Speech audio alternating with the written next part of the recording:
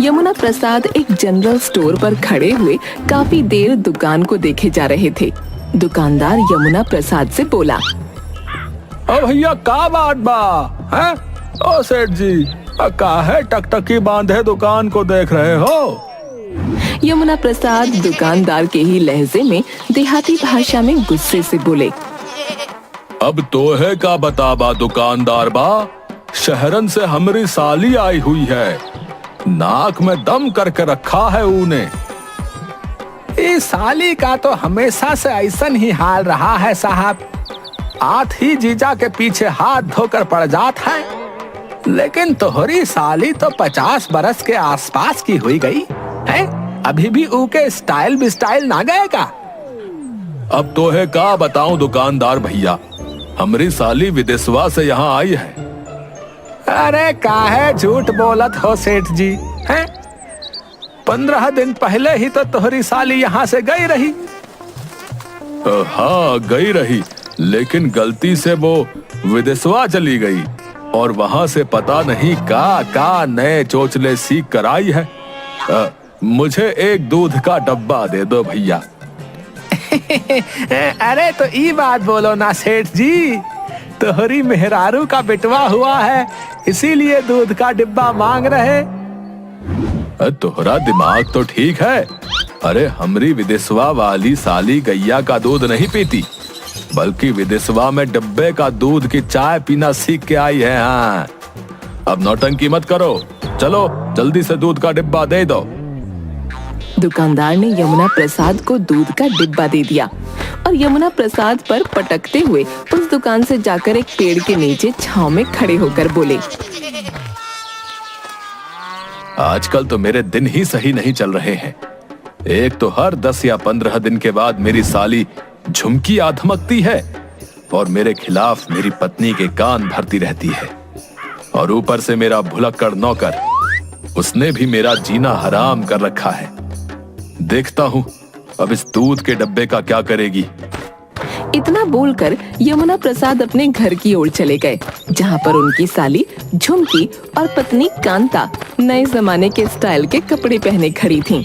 अरे कांता, अरे ये तुमने किस तरह के कपड़े पहन रखे हैं? अजी तुम ठहरे गांव के गंवार, तुम्हें क्या मालूम कि आजकल क्या फैशन चल रहा है। अरे कांता, अपने आप को एक बार शीशे में गौर से देखो, तुम किसी कार्टून से कम नहीं लग रही हो, समझी? अरे तुम समझती क्यों नहीं हो कि तुम एक गांव की स्त्री हो, और वो भी 60 बरस के आसपास भाई। तभी यमुना प्रसाद की साली गुस्से से यमुना प्रसाद की ओर देखकर बोली, कम ऑन जीजे, इंसान को फैशन के हिसाब से चलना चाहिए। वो तो तुम्हारे चेहरे और भाषा पर दिख रहा है।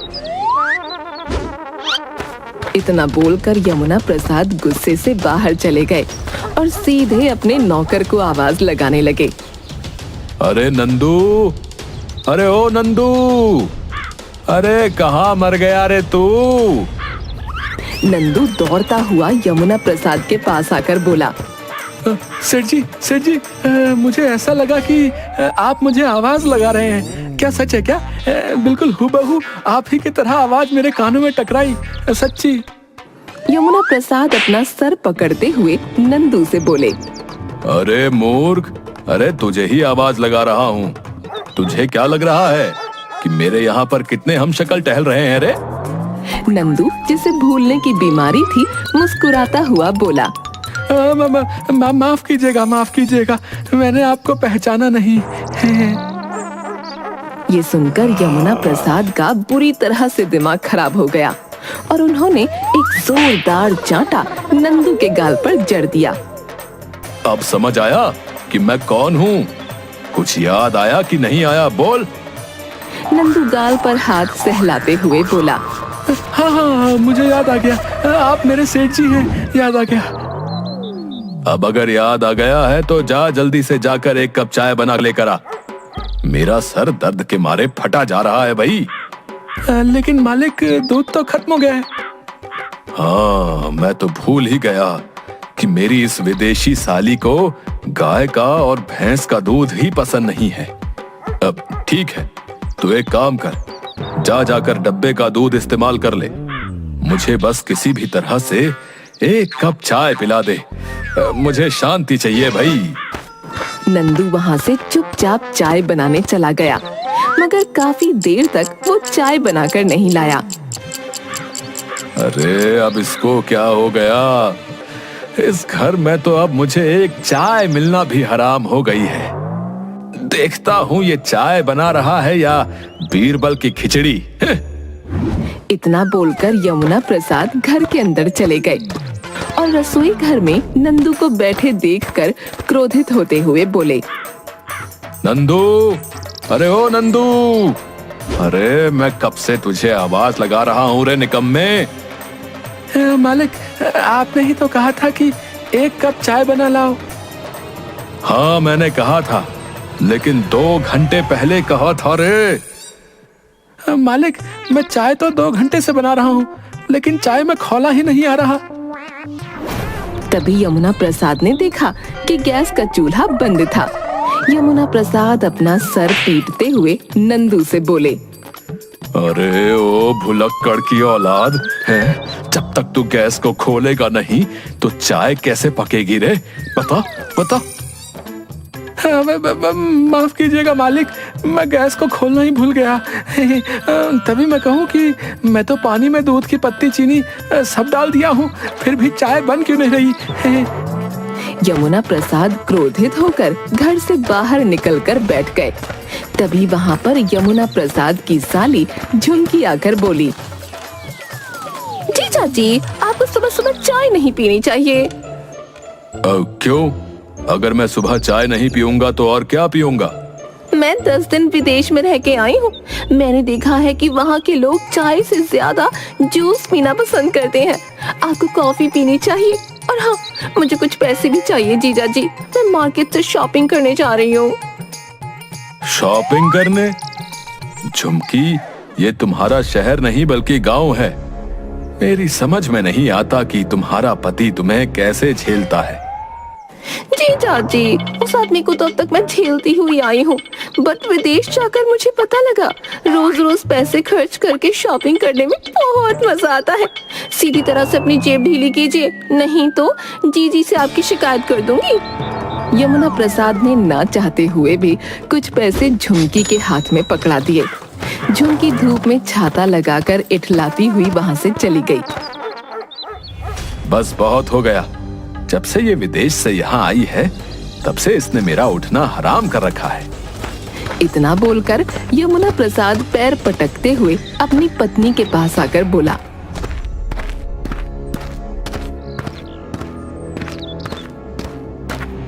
पिछले 2 घंटे से मेरा चाय पीने का मन कर रहा है।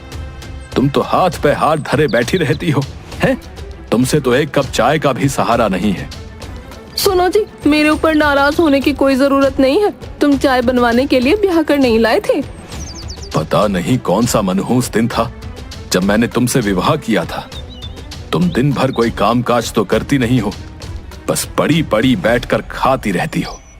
और दूसरी तुम्हारी बहन झुमकी है जो कभी भी यहाँ पर आ धमकती है। सुनो जी, मेरे बारे में तुम्हें जो बोलना है वो बोल सकते हो, लेकिन खबरदार जो मेरी छोटी बहन के बारे में कोई बकवास की। अपने भुलक्कड़ नौकर का गुस्सा मुझ पे मत उतारो। जब से मेरा विवाह तुमसे हुआ है मैं तुमसे ज्यादा अपनी साली से परेशान हूँ। शादी के बाद वो अपने ससुराल में कम और यहाँ पर ज्यादा रहती है। हर महीने में 20 दिन तो वो यहीं से गुजार कर जाती है, लेकिन जब से वो विदेश होकर आई है उसने मेरा दिमाग खराब करके रख दिया है। मेरा खाना पीना हराम कर दिया है। मैं अपनी बहन से बहुत ज्यादा प्रेम करती हूँ और उसके खिलाफ एक शब्द नहीं सुन सकती, इसलिए जब तक वो यहाँ पर है वो जो कहेगी वो पकेगा। यमुना प्रसाद गुस्से में वहाँ से चले गए। दोपहर के वक्त यमुना प्रसाद जैसे ही भोजन करने के लिए बैठे तो भोजन देखकर उनका गुस्सा 7वें आसमान पर पहुँच गया। अरे ये दाल है या पानी? जीजा जी, ये खाना आपकी सेहत के लिए बिल्कुल परफेक्ट रहेगा। देखो झुमकी, तुम विदेश में जो खाकर आई हो मुझे उससे कोई मतलब नहीं, लेकिन जब तक दाल में घी का तड़का नहीं पड़ा हो मुझे खाने में स्वाद नहीं लगता। और अचार भी तो नजर नहीं आ रहा। जीजा जी, अचार खाने से दिमाग कम होता है और घी खाने से कोलेस्ट्रॉल बढ़ता है। तो अच्छा यही होगा कि आप यही खाना खाने की आदत डाल दीजिए। यमुना प्रसाद गुस्से से खाना छोड़कर चले गए और अपने नंदू को आवाज लगाते हुए बोले, नंदू, अरे ओ नंदू, जल्दी से यहाँ आओ। नंदू दौड़ते हुए यमुना प्रसाद के पास आकर बोला, आपने मुझे बुलाया मालिक? हाँ, मैंने बुलाया। अगर मैं कुछ दिन और इस घर का खाना खाऊंगा तो मुझे विश्वास है कि 50 साल बाद की जगह 10 साल बाद ही स्वर्ग सिधार जाऊंगा। ये ले 1000 रुपए और जल्दी से मार्केट से 5 किलो अच्छे अनार खरीद कर ले आ। मेरा अनार खाने का मन कर रहा है। मुझे बहुत कमजोरी महसूस हो रही है। ठीक है, मैं मार्केट से अभी कुछ देर में लेके आता हूँ मालिक। नंदू बाजार चला गया।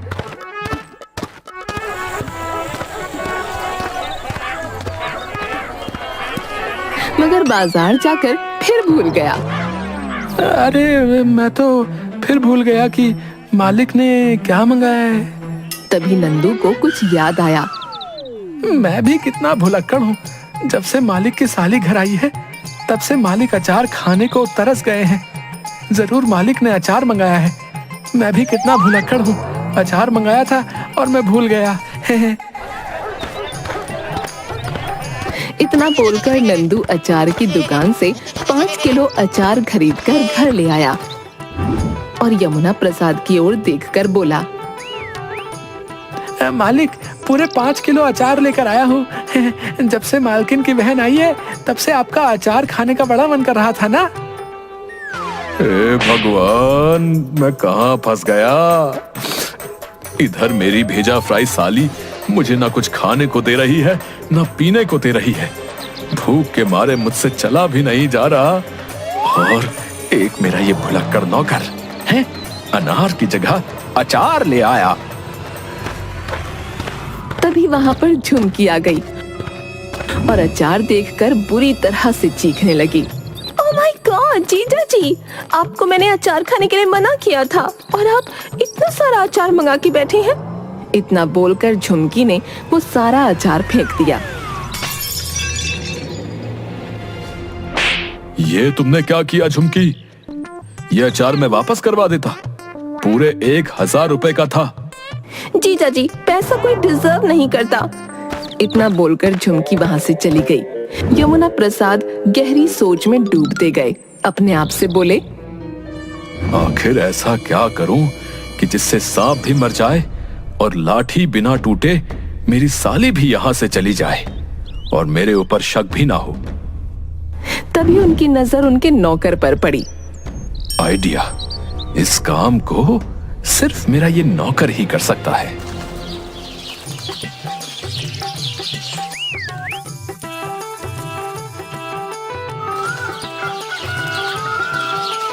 अगले दिन यमुना प्रसाद तेज आवाज में बाहर बैठकर अखबार पढ़ने लगे। अरे वाह वाह वाह, क्या खबर है।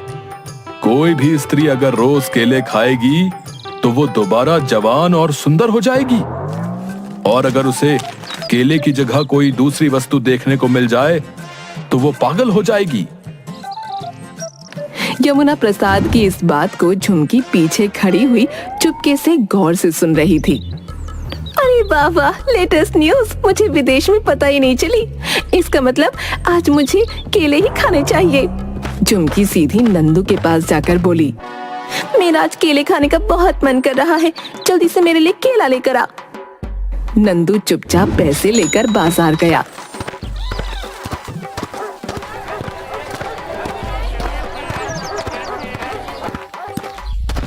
मगर बाजार जाकर नंदू ने देखा कि यमुना प्रसाद एक चाय की दुकान पर बैठकर चाय पी रहे थे। नंदू उनके पास जाकर बोला,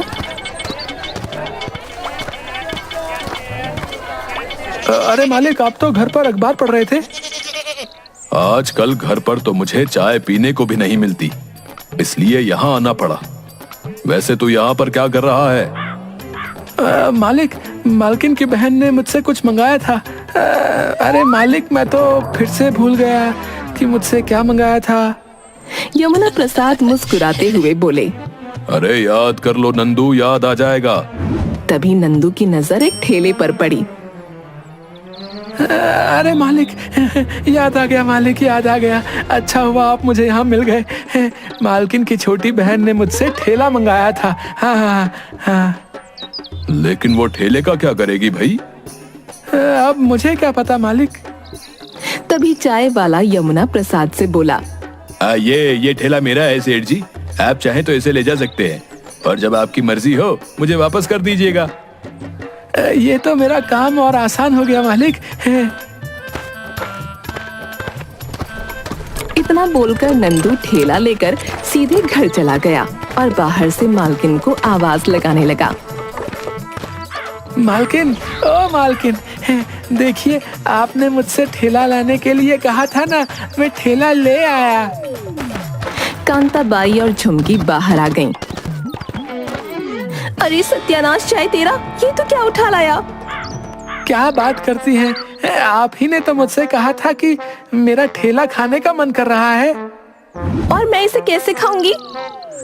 अब मुझे क्या पता कि आप इसे कैसे खाएंगी। मेरा काम लाना था, मैं ले आया। तभी वहाँ पर यमुना प्रसाद आकर झुमकी से बोला,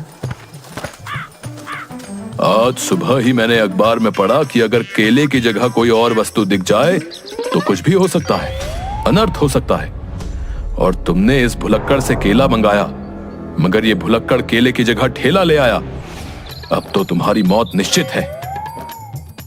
ये सुनकर झुमकी को चक्कर आ गए। वो बेहोश होकर गिर पड़ी। कांता बाई अपने नौकर को देखकर बोली, अगर मेरी बहन को कुछ हुआ ना तो छोड़ूंगी नहीं तुझे। कुछ देर बाद झुमकी को होश आ गया। यमुना प्रसाद उसे मुस्कुराते हुए देख रहे थे। झुमकी ने तुरंत अपना सामान पैक किया। अरे झुमकी, तू कहाँ जा रही है? बहन, अगर मैं यहाँ 1 मिनट भी रुकी तो आज मैं सिर्फ बेहोश हुई हूँ, कल हो सकता है सीधे स्वर्ग से धार जाऊं। कांता अपने पति से बोली, अरे आप रोकते क्यों नहीं? अरे जाने दो, वैसे भी कुछ दिनों बाद ये फिर आ जाएगी। नहीं जीजा जी, अब मैं यहाँ तभी आऊंगी जब तुम अपने इस भुलक्कड़ नौकर को धक्के देकर यहाँ से निकाल दोगे। इतना बोलकर झुमकी बिजली की रफ्तार से वहाँ से निकल गई और कांता पैर पटकती हुई अपने कमरे में चली गई। नंदू डरते हुए अपने मालिक से बोला, मालिक, मैंने फिर से कोई गलती कर दी क्या? यमुना प्रसाद मुस्कुराते हुए वहाँ से चले गए।